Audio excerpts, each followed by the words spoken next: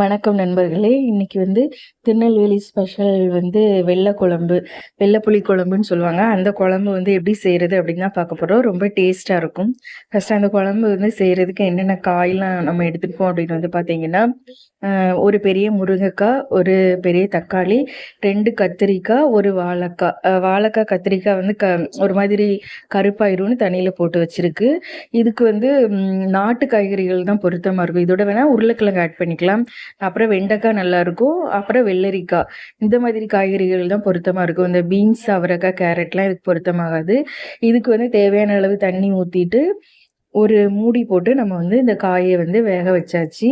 காய் வெந்துட்டு இருக்கிற டைம்ல புளி பார்த்தீங்கன்னா நமக்கு இதுக்கு ரொம்ப தேவைப்படாது. இந்த அளவு எடுத்தா போதும். தேங்காய் இந்த குழம்புக்கு கொஞ்சம் அதிகமா தேவைப்படும். ஏன்னா இதுதான் அந்த திக்னஸை கொடுக்கும். தேங்காய், ஜீரகம், சின்ன வெங்காயம் எடுத்திருக்கு. அதுக்கு முன்னாடி ஜார்ல பார்த்தீங்கன்னா தனி மிளகாத்தூள் தேவையான அளவு போட்டிருக்கு. மஞ்சள் தூளும் இதிலே போட்டாச்சு. அப்பதான் கலரா இருக்கும்னு சொல்லிட்டு. அப்புறம் தேங்காய், ஜீரகம், வெங்காயம் போட்டிருக்கு. வெள்ளைப்பூடு உங்களுக்கு தேவைன்னா 2 பல் போட்டுக்கலாம். அது உங்களோட விருப்பம். இப்போ காய்கறி நல்லா வெந்து வந்துடுச்சு. அது இப்போ பார்த்தீங்கன்னா நம்ம மசாலா நல்லா பேஸ்ட்டாக தேவையான அளவு தண்ணி ஊற்றி நல்லா மையா அரைச்சாச்சு.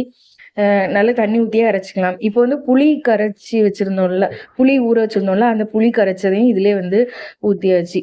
புளி கரைச்சி வச்சுருந்தது. இப்போ காய் ஏற்கனவே வெந்துட்டா, இப்போ நம்ம இதில் மசாலாவெல்லாம் மிக்ஸ் பண்ணி மொத்தமாக குழம்பு என்ன சொல்கிறது, குழம்பு கூட்டி வைக்கிறதுன்னு சொல்லுவோம்ல, அந்த வச்சுக்கிறோம்.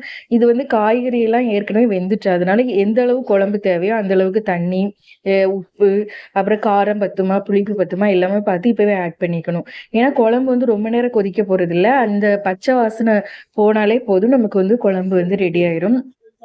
திருநெல்வேலி சைடு பார்த்தீங்கன்னா காரக்குழம்பு, நம்ம சென்னை, அதுக்கப்புறம் காஞ்சிபுரம், அதுக்கப்புறம் திருவண்ணாமலை அந்த சைடெல்லாம் காரக்குழம்புன்னு சொல்லுவோம்ல, அதை இங்கே புளிக்குழம்பு அப்படின்னு சொல்லுவாங்க. புளிக்குழம்பு இல்லை தீயல் அப்படின்னு சொல்லுவாங்க.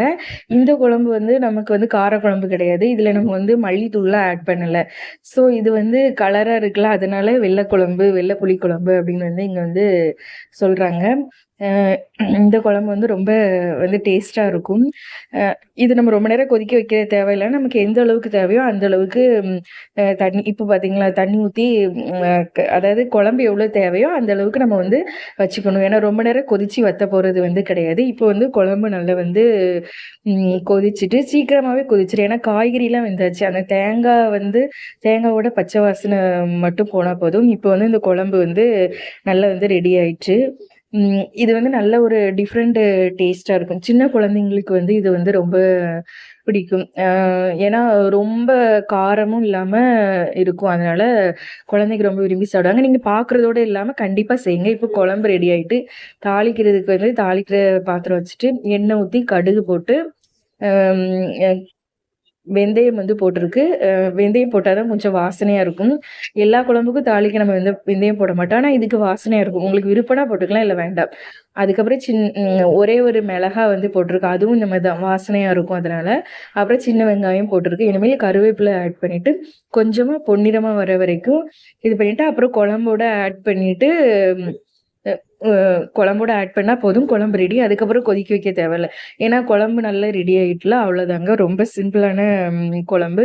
டேஸ்ட்டாக இருக்கும். நீங்கள் கண்டிப்பாக பார்க்குறதோட நிறுத்தாமல் கண்டிப்பாக ட்ரை பண்ணி பாருங்கள். ரொம்ப டேஸ்ட்டாக இருக்கும். ஸோ கண்டிப்பாக செஞ்சு பாருங்கள். அவ்வளோதான், குழம்பு ரெடி ஆகிட்டு. புதுசாக இந்த சேனலை இப்போ தான் பார்க்குறீங்க அப்படின்னா சப்ஸ்கிரைப் பண்ணிக்கோங்க. வீடியோ பிடிச்சிருந்தா லைக் பண்ணுங்கள். உங்களோட ஃப்ரெண்ட்ஸ் யாருக்காவது இந்த மாதிரி குக்கிங்கில் ரொம்ப இன்ட்ரெஸ்ட் இருக்குது அப்படின்னா அவங்களுக்கு இந்த வீடியோ ஷேர் பண்ணுங்கள். ஸோ கண்டிப்பாக ட்ரை பண்ணி பாருங்கள். குழம்பு டேஸ்ட்டாக இருக்கும். இப்போ ஃபுல்லும் குழம்பு ரெடி ஆகிடுச்சுங்க. பார்க்கவே ரொம்ப அழகாகவும் இருக்கும், டேஸ்ட்டாகவும் இருக்கும். கண்டிப்பாக ட்ரை பண்ணி பாருங்கள். நன்றி.